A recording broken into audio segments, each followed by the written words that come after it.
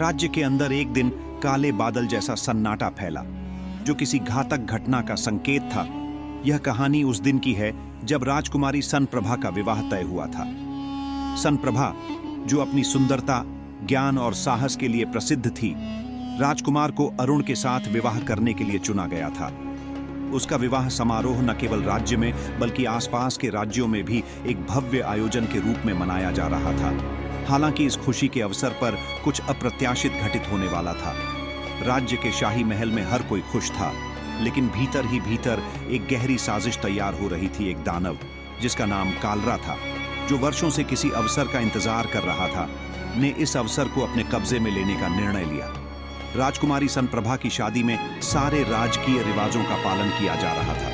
पूरे राज्य से लोग आए थे। महल में बैंड बाजा और नृत्य का माहौल था। यह दिन राजकुमारी के जीवन का सबसे खुशी का दिन था, लेकिन उसकी आंखों में एक चिंता भी थी। शादी के दिन वह बेतहाशा भय और एक अज्ञात शक्ति का आभास महसूस कर रही थी, जैसे कुछ बुरा घटित होने वाला हो।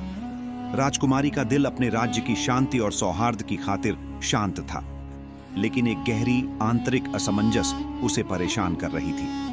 क्या यह उसकी किस्मत का एक मोड़ था?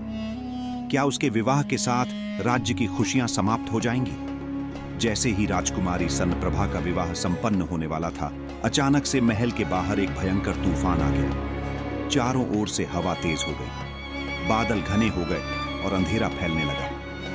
अचानक महल के मध्य काले बादल घेरने लगे और एक भयानक दानव काल रात, जो अपनी भयावह शक्ति के लिए जाना जाता था, प्रकट हुआ। उसकी आंखों में आग और शरीर में संघार की लालसा थी। यह दानव अकेला था, लेकिन उसकी शक्ति इतनी विशाल थी कि महल के हर एक व्यक्ति को एक पल में निस्तेज कर सकता था। उसने अपनी शक्तियों से राजकुमारी सनप्रभा को अपने कब्जे में लिया और शादी के मंडप से उठाकर आकाश में उड़ते हुए महल से बाहर ले गया। राजकुमारी की चीखें महल के भीतर गूंज रही थीं, लेकिन कोई उसे बचा नहीं सका। दानव काल रात ने उसे अपने साथ लेकर दूर एक गहरी अंधेरी गुफा में छिपा लिया। इस अचानक हुए हमले से पूरा राज्य सन्न रह गया था। राजकुमारी के अचानक गायब हो जाने से राजकुमार अरुण का दिल टुकड़े टुकड़े हो गया। उसे समझ नहीं आ रहा था कि यह क्या हुआ। उसने हर दिशा में खोजबीन शुरू कर दी, लेकिन राजकुमारी का कोई सुराग नहीं मिला। अरुण को अपनी नाकामी का एहसास हो रहा था और वह जानता था कि बिना विक्रम की मदद के इस संकट से उभरना असंभव है। विक्रम, जो खुद एक महान योद्धा और बुद्धिमान शासक था, उसकी मदद की जरूरत थी। राज्य के संकट को देखकर विक्रम ने अपनी जिम्मेदारी का एहसास किया। उसे पता था कि यदि वह अब नहीं आगे आया तो पूरी पृथ्वी पर अराजकता फैल सकती है। विक्रम का दिल में एक ही संकल्प था, राजकुमारी को किसी भी हालत में दानव के कब्जे से मुक्त कराना। विक्रम ने अपनी पूरी सेना को तैनात किया, लेकिन वह जानता था कि इस प्रकार के घातक दानव से केवल सैनिक नहीं, बल्कि एक सूझबूझ और चतुर रणनीति से ही निपटा जा सकता था। विक्रम ने फैसला किया कि वह अकेले ही दानव काल रात का सामना करेगा। विक्रम, जो पहले ही बेताल से कई रहस्यमय किस्सों का सामना कर चुका था, जानता था कि बेताल की सहायता से उसे कालव्रात से लड़ने की सही रणनीति मिल सकती है। बेताल, जो प्राचीन ज्ञान का स्रोत था, विक्रम को अपनी बुद्धिमत्ता और समझ से मार्गदर्शन देने के लिए तैयार था। विक्रम ने बेताल को याद किया और जल्द ही वह उस रहस्यमय वृक्ष के पास पहुंचा जहां बेताल हमेशा छिपा रहता था। विक्रम ने बेताल से सहायता की विनती की और बेताल ने उसे बताया कि दानव काल का सामना करने के लिए विक्रम को अपनी चतुराई और साहस दोनों का भरपूर उपयोग करना होगा। केवल शारीरिक शक्ति से यह दानव नहीं मारा जा सकता था। राजकुमारी सनप्रभा के गायब होने से सम्राट विक्रम के दिल में गहरी पीड़ा थी। वह जानता था कि अगर उसने समय रहते कदम नहीं उठाए तो यह संकट केवल राज्य के लिए नहीं बल्कि संपूर्ण पृथ्वी के लिए विनाशकारी हो सकता है। विक्रम का साहस और नेतृत्व उसे हर परिस्थिति में संजीवनी की तरह काम करता था और आज भी वह इसी विश्वास से लवरेज था। वह नहीं चाहता था कि कोई भी शत्रु, चाहे वह कितना भी शक्तिशाली क्यों ना हो, उसके राज्य और प्रियजनों को नुकसान पहुंचाए। विक्रम ने महल के सबसे अनुभवी सैन्य अधिकारियों को बुलाया, लेकिन उसने तुरंत फैसला किया कि सेना की शक्ति से ज्यादा महत्वपूर्ण इस दानव का रहस्यमय स्वभाव और उसकी मानसिकता को समझना है। विक्रम ने केवल अपने सैनिकों पर भरोसा नहीं किया, बल्कि अपनी बुद्धि और सूझबूझ को भी प्राथमिकता दी। अगर हमें दानव काल रात को हराना है तो हमें केवल शारीरिक बल नहीं बल्कि उसकी मानसिकता को समझने की भी जरूरत होगी। विक्रम ने खुद से कहा, और यहीं से उसकी अगली यात्रा की शुरुआत होती है। विक्रम ने अपने अनुभव से यह सीखा था कि किसी भी रहस्यमय स्थिति से बाहर निकलने के लिए उसे बेताल का सहारा लेना होगा। बेताल, जो एक दिव्य और बुद्धिमान प्राणी था, हमेशा विक्रम के साथ खड़ा रहता था। खासकर ऐसे खतरनाक मोड़ों पर विक्रम को विश्वास था कि बेताल उसकी सहायता करेगा, लेकिन इसके लिए उसे बेताल के साथ एक गहरे संवाद की आवश्यकता थी। विक्रम उस पुराने बरगद के पेड़ के पास पहुंचा जहां बेताल को पकड़ा जाता था। यह पेड़ एक रहस्यमय स्थान था और विक्रम जानता था कि यहां बेताल का इंतजार हो रहा होगा। जैसे ही वह पेड़ के पास पहुंचा, अचानक हवा के झोंके तेज होने लगे और पेड़ की शाखाएं हिलने लगी। विक्रम को यह संकेत मिला कि बेताल अब तैयार था। बेताल अचानक से प्रकट हुआ और विक्रम के सामने खड़ा हो गया। उसकी आंखों में अपार ज्ञान और रहस्यमय शक्ति थी। बेताल का चेहरा गंभीर था, लेकिन उसकी आवाज में गहरी समझ और सूझबूझ का एहसास था। विक्रम ने बेताल से कहा, दानव काल रात ने हमारी राजकुमारी को पकड़ लिया है। केवल तुम्हारी मदद से हम उसे बचा सकते हैं। कृपया मुझे वह झांक जिससे मैं इस बुरे समय का सामना कर सकूं। बेताल हंसते हुए बोला, विक्रम, तुम्हारे साहस और हिम्मत की मैं हमेशा सराहना करता हूं, लेकिन तुम्हारी शक्ति सिर्फ शारीरिक नहीं बल्कि मानसिक और रणनीतिक भी होनी चाहिए। कालव्रत कोई सामान्य दानव नहीं है, उसकी शक्ति अपार है और वह कोई साधारण प्राणी नहीं है। तुम्हें उसे हराने के लिए उसकी मानसिक स्थिति और कमजोरियों को समझना होगा। विक्रम ने सिर झुकाकर बेताल की बात को गंभीरता से सुना और फिर कहा, तुम सही कह रहे हो बेताल, मैं जानता हूं कि यह लड़ाई सामान्य नहीं होगी। मुझे बताओ कैसे हम इस दानव को पराजित कर सकते हैं। बेताल ने विक्रम को एक प्राचीन और गुप्त मंत्र का अभ्यास कराया। यह मंत्र कालव्रत की शक्ति को कमजोर करने में सहायक था, लेकिन इसके लिए विक्रम को एक विशेष स्थिति में कालव्रत का सामना करना होगा। बेताल ने विक्रम को समझाया कि दानव की सबसे बड़ी कमजोरी उसकी अत्यधिक घमंड और अहंकार है। विक्रम, जब तुम काल रात के सामने पहुंचोगा तो तुम्हें उसकी तानाशाही और घमंड को चैलेंज करना होगा। यही उसकी सबसे बड़ी कमजोरी है, बेताल ने कहा। विक्रम ने गहरी नजरों से बेताल की ओर देखा और फिर मन ही मन अपने साहस को मजबूत किया। वह जानता था कि यह केवल एक युद्ध नहीं बल्कि एक मानसिक लड़ाई भी होगी। उसे अपनी बुद्धि और शक्ति दोनों का सही प्रयोग करना था। विक्रम अब तैयार था। वह और बेताल मिलकर दानव काल रात की गुफा तक पहुंचे। यह गुफा डर और भय का प्रतीक थी और विक्रम के दिल में एक हल्का सा डर था, लेकिन उसने अपनी चिंता को पूरी तरह से नियंत्रित किया। अगर मुझे राजकुमारी को बचाना है तो मुझे अपनी सबसे बड़ी चुनौती का सामना करना होगा, विक्रम ने खुद से कहा। गुफा में दाखिल होते ही विक्रम ने कालवरात को देखा। वह अपनी पूरी भयावहता के साथ खड़ा था। उसकी आंखों में आग जल रही थी और शरीर से आग की लपटें निकल रही थी। विक्रम ने बेताल द्वारा बताए गए मंत्रों का उच्चारण किया और अपने मन की शक्ति को एकत्रित किया। वह जानता था कि अगर उसने इस मौके को गंवाया तो वह कभी भी कालव्रात से नहीं जीत पाएगा। गुफा में प्रवेश करते ही विक्रम ने काल रात की काली छाया को महसूस किया। उसकी डरावनी उपस्थिति ने पूरे वातावरण को घेर लिया था और विक्रम के शरीर में एक सिहरन दौड़ गई थी। फिर भी उसने अपनी भावनाओं को काबू में रखा। यह लड़ाई केवल शारीरिक नहीं थी, मानसिक भी थी। उसे अपने भीतर की शक्ति और साहस को एकत्रित करना था। तुम कौन हो? कालवरात ने विक्रम को देखा। उसकी आंखों में घृणा और क्रूरता का भाव था। उसकी आवाज में गहरी धमकी थी। मैं विक्रम हूं, इस राज्य का रक्षक। विक्रम ने सिर ऊंचा करके जवाब दिया, तुमने राजकुमारी सन प्रभा को उठाकर हमारे राज्य और उसके परिवार को संकट में डाला है। मैं तुम्हारा सामना करने आया हूं, तुमने तो गलती कर दी। विक्रम काल रात हंसा। तुम जैसे मनुष्य मेरी शक्ति का क्या मुकाबला कर सकते हो? मैं तुम्हारे जैसे हजारों योद्धाओं को समाप्त कर चुका हूं। तुम्हारी भयंकर लड़ाई का कोई मतलब नहीं है। तुम्हारे सारे प्रयास व्यर्थ जाएंगे। विक्रम ने एक गहरी सांस ली और बेताल के सिखाए हुए मंत्रों का उच्चारण किया। उसने अपने मन की शक्ति को एकत्रित करते हुए सोचा, यह दानव केवल शारीरिक रूप से नहीं, मानसिक रूप से भी मुझे चुनौती दे रहा है। मुझे उसकी कमजोरियों का पता लगाना होगा। काल रात की आंखों में आक्रोश था और वह विक्रम पर हमला करने के लिए तैयार हो गया। अचानक वह विक्रम की ओर बढ़ा और अपनी भयानक ताकत से हमला किया। विक्रम ने तुरंत अपने कौशल का प्रयोग किया और एक तेज झटका दिया, जिससे कालरात थोड़ा पीछे हट गया। लेकिन दानव फिर से उसकी ओर झपटा और विक्रम को एक भयंकर घूंसा मारा। विक्रम का शरीर एक झटका महसूस कर गिरने ही वाला था, लेकिन उसने खुद को संभाल लिया और तत्काल उठ खड़ा हुआ। तुम जितना चाहो ताकत का प्रयोग कर सकते हो कालरात, लेकिन तुम्हारी ताकत केवल शारीरिक है। मैं तुम्हारी मानसिकता से लड़ूंगा। मुझे तो उस चीज की तलाश है जो तुम्हारे भीतर डर और घमंड के कारण है।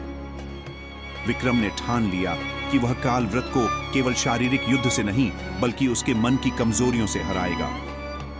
विक्रम जानता था कि सिर्फ ताकत दानव को हराना असंभव था, इसलिए उसने कालरा को मानसिक रूप से चुनौती देना शुरू किया। विक्रम ने कालरा से कहा, तुम चाहते हो कि मैं डरूं और भाग जाऊं, लेकिन मैं डरने वाला नहीं हूं।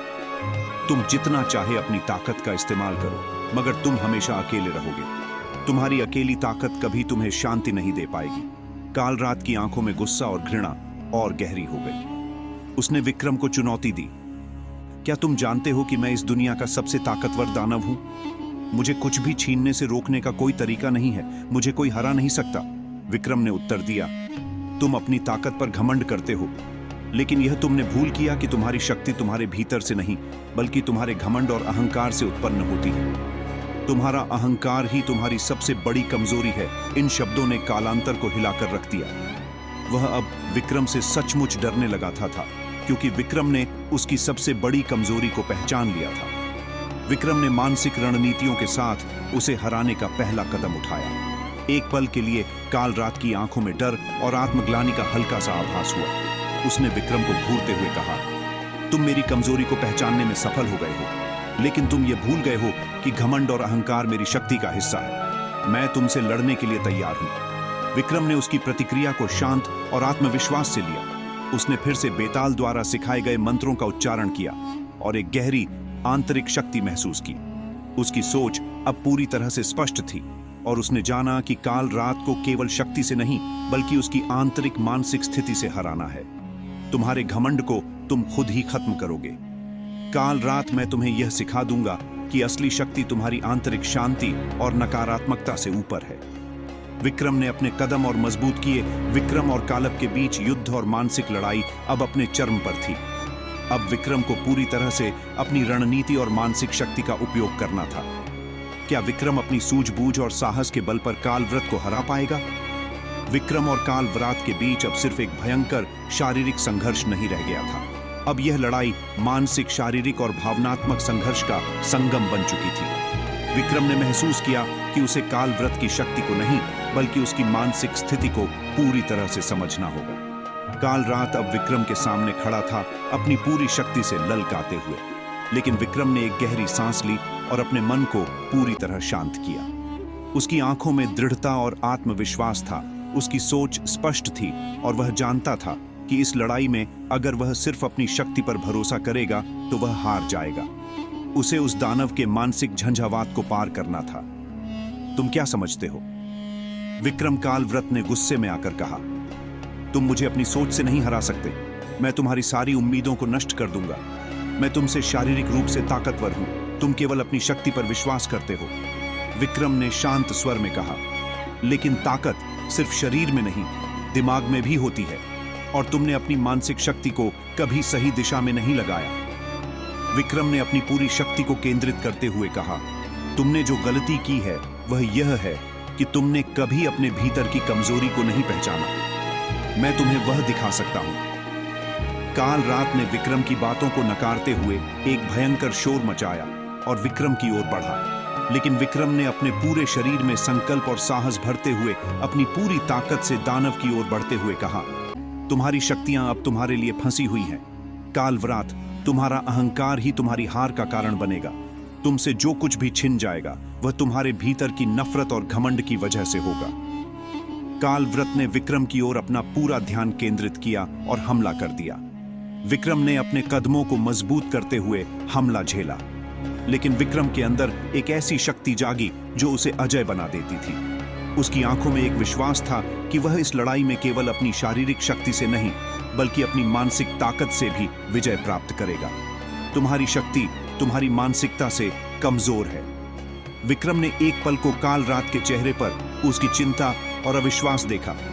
तुम डर रहे हो कालव्रात, तुम सिर्फ ताकत से लड़ रहे हो, पर मैं तुम्हारे डर को समझ रहा हूं। विक्रम की बातों ने कालव्रात के मन में हलचल मचा दी। उसने विक्रम पर हमला करने की पूरी कोशिश की, लेकिन विक्रम ने उसकी सारी ताकत को चकमा देते हुए उसे कुछ कदम पीछे धकेल दिया। अब विक्रम ने अपनी चुप्पी तोड़ी और कहा, तुम क्यों लड़ रहे हो? कालव्रात, तुम सिर्फ एक नकारात्मक भावना से बने हो जो तुम्हें इस दुनिया में अकेला और असहाय बना देता है। कालव्रात अब विक्रम की ओर पूरी तरह से ध्यान केंद्रित करने लगा था। उसने विक्रम के शब्दों को गहरे से सोचा और महसूस किया कि उसकी अंदर की नकारात्मकता उसे अब कमजोर बना चुकी है। उसकी क्रूरता और घमंड ही उसकी असली कमजोरी थी। विक्रम के शब्दों ने उसकी आत्मा तक को झकझोर दिया था। अब कालव्रात को एहसास हो चुका था कि वह विक्रम से शारीरिक रूप से नहीं बल्कि मानसिक रूप से हार चुका था। विक्रम की सूझबूझ और साहस ने उसे समझा दिया कि असली शक्ति केवल शरीर में नहीं बल्कि आंतरिक शांति और सकारात्मकता में होती है। तुम सही हो विक्रम, कालव्रात ने धीरे से कहा। मेरे भीतर जो घमंड था वही मेरी असली कमजोरी बन गया। अब मैं समझ गया हूं कि ताकत केवल बाहरी नहीं, भीतर से आती है। तुम्हारी शक्ति अब मुझे पार कर चुकी है। विक्रम ने मुस्कुराते हुए कहा, यह लड़ाई केवल तुम्हारी नहीं, हम सभी की है। हमें कभी अपनी कमजोरियों को छुपाना नहीं चाहिए, बल्कि उन्हें पहचान कर उन्हें दूर करना चाहिए। विक्रम ने अपनी पूरी मानसिक शक्ति से कालव्रत को न केवल परास्त किया, बल्कि उसे आत्मबोध कराया कि शक्ति और शांति का संबंध मानसिकता से है। कालव्रत ने विक्रम की विजय को स्वीकार किया और राजकुमारी सन्नप्रभा को उसे सौंप दिया। विक्रम ने राजकुमारी को सुरक्षित रूप से उसके परिवार तक पहुंचाया और राज्य में शांति स्थापित की। विक्रम ने कालव्रात को परास्त कर दिया था, लेकिन यह विजय सिर्फ शारीर नहीं थी, यह उसकी बुद्धि और मानसिकता की विजय थी।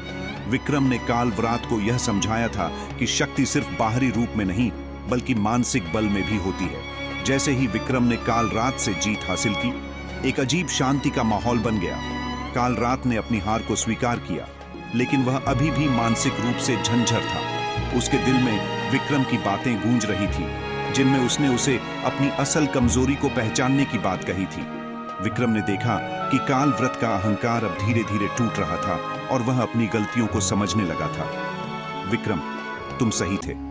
मैंने कभी अपने भीतर की नकारात्मकता को पहचानने की कोशिश नहीं की। मेरा अहंकार ही मेरी सबसे बड़ी कमजोरी था। कालव्रत ने विक्रम से कहा। उसकी आवाज में पछतावा था। विक्रम ने उसे गहरी दृष्टि से देखा और कहा, यह सच्चाई है कि हम में से कोई भी अकेला अपनी शक्ति से महान नहीं बन सकता। हमें अपनी कमजोरी को स्वीकार करने और उसे दूर करने की कला सीखनी चाहिए। कालव्रत ने सिर झुकाया, मानो उसे विक्रम की बातों का आभास हो गया था। लेकिन इस दौरान विक्रम ने अपनी पूरी ताकत का एहसास करते हुए अपनी स्थिति को और भी मजबूत किया। अब विक्रम ने राजकुमारी सन्नप्रभा की ओर रुख किया। वह राजा की बेटी थी और अब उसकी सुरक्षा विक्रम की जिम्मेदारी बन चुकी थी।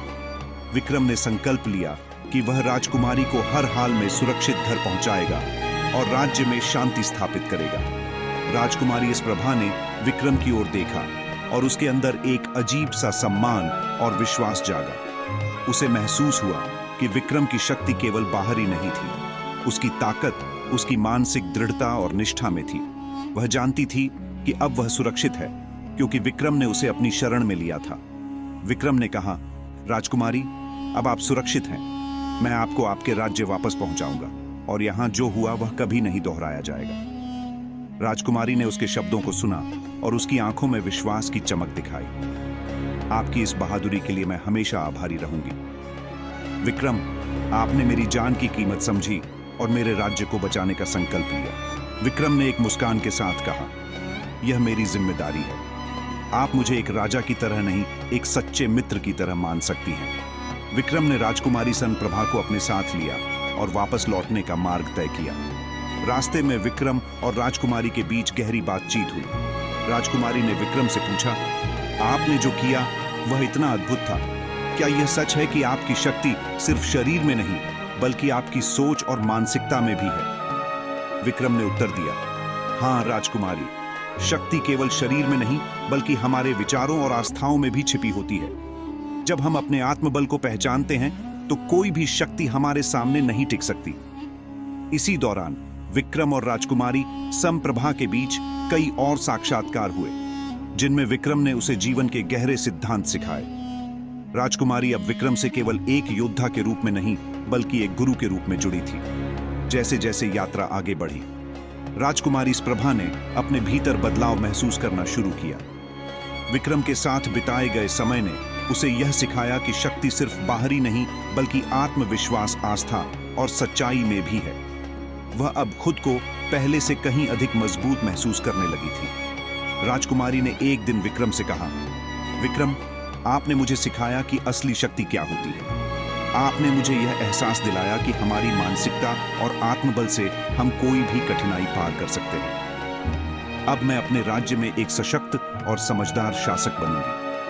विक्रम ने सिर झुकाकर कहा, आपका आत्मबल ही आपको सबसे बड़ी शक्ति देगा राजकुमारी। जब हम अपने भीतर की यों को पहचानते हैं तो कोई भी हमें रोक नहीं सकता। जब वे यात्रा में आगे बढ़ रहे थे, विक्रम को एहसास हुआ कि उनका यह संघर्ष अभी खत्म नहीं हुआ था। भले ही उन्होंने काल रात को हराया हो, लेकिन दुनिया में और भी शक्तियां हैं जिनका सामना विक्रम को करना होगा। यह युद्ध खत्म नहीं हुआ है राजकुमारी, हमारे सामने अभी भी कई चुनौतियां हैं, लेकिन हम जिस रास्ते पर चल रहे हैं वह हमें सही दिशा में ले जाएगा, विक्रम ने कहा, और की आंखों में एक नई उम्मीद का संचार हुआ। राजकुमारी स्प्रभा के साथ विक्रम की यात्रा जैसे जैसे आगे बढ़ी, वैसे वैसे दोनों के बीच एक गहरा रिश्ता बनता गया। राजकुमारी को अब यह महसूस होने लगा था कि विक्रम सिर्फ एक शासक या योद्धा नहीं था, बल्कि वह एक साधारण इंसान था जिसमें गहरी समझ और संवेदनाएं थी। एक रात जब वे एक छोटे से गांव के पास रुककर विश्राम कर रहे थे, राजकुमारी ने विक्रम से पूछा, विक्रम, तुम हमेशा इतने निडर और साहसी क्यों रहते हो? क्या तुम्हें कभी डर नहीं लगता? विक्रम ने गहरी सांस ली और कहा, डर सबको लगता है राजकुमारी, लेकिन जो सबसे बड़ा डर होता है वही हमें सबसे बड़ी ताकत भी देता है। मैंने अपनी डर को कभी नहीं भागने दिया, बल्कि उसे समझा और उससे लड़ा। डर से भागने का नाम नहीं है, बल्कि उससे जीतने का नाम है। राजकुमारी ने उसकी बातों को गहरे से सुना और महसूस किया कि विक्रम की ताकत सिर्फ उसके शरीर में नहीं, बल्कि उसके दिल और मस्तिष्क में भी थी। यही कारण था कि वह हमेशा हर चुनौती का सामना करता था। विक्रम और राजकुमारी की यात्रा जब तेजी से आगे बढ़ रही थी, तब अचानक एक नया खतरा सामने आया। एक दिन जब वे जंगल के बीच से गुजर रहे थे, विक्रम को एक अजीब सा आभास हुआ। उसकी नजरें तेज हो गई और वह सावधान हो गया। कुछ तो गड़बड़ है, विक्रम ने धीरे से कहा। इस जंगल में कुछ और भी है जो राह रोकने की कोशिश कर रहा है। राजकुमारी ने पूछा, क्या तुम कुछ महसूस कर रहे हो? विक्रम ने सिर झुकाकर कहा, यह वह जगह है जहां काल रात ने मुझे चुनौती दी थी। लगता है उसने अपनी हार से कुछ और साजिश तैयार की है। हमें सतर्क रहना होगा। जैसे ही विक्रम ने यह कहा, अचानक चारों ओर से दानवों के दल ने उन्हें घेर लिया। यह वही दानव थे जिन्होंने पहले विक्रम को डराने की कोशिश की थी, और अब वे विक्रम की जीत का बदला लेने के लिए तैयार थे। दानवों ने विक्रम और राजकुमारी को घेर लिया था और उनकी आंखों में अजीब सी चमक थी। वे विक्रम से बदला लेना चाहते थे और उनकी ताकत का अहंकार अब भड़क चुका था। एक दानव ने विक्रम से कहा, तुम हमें हराकर बच गए थे, लेकिन अब हम तुम्हें और तुम्हारी राजकुमारी को हर हाल में हराए। हमसे बचने की कोशिश मत करना। विक्रम ने अपनी तलवार की धारा पर ध्यान केंद्रित करते हुए कहा, तुम लोग समझ नहीं पा कि मेरी ताकत केवल शारीरिक नहीं, मानसिक भी है। मैं तुम्हारे डर और अहंकार को खत्म करने के लिए यहां हूं। फिर एक अजीब सी लड़ाई शुरू हो गई। विक्रम ने अपनी पूरी शक्ति और बुद्धि से दानवों से लोहा लिया।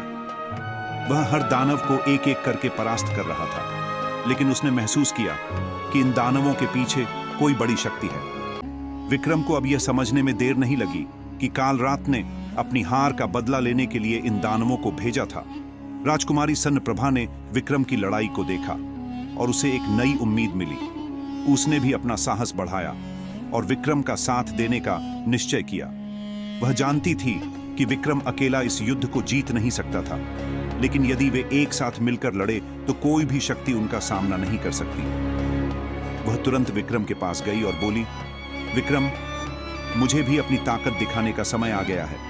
मैं तुम्हारा साथ दूंगी। विक्रम ने उसे देखा और कहा, तुमसे ज्यादा साहसिक कोई नहीं हो सकता राजकुमारी, लेकिन ध्यान रखना यह लड़ाई हमारी नहीं, दुनिया की अच्छाई की है।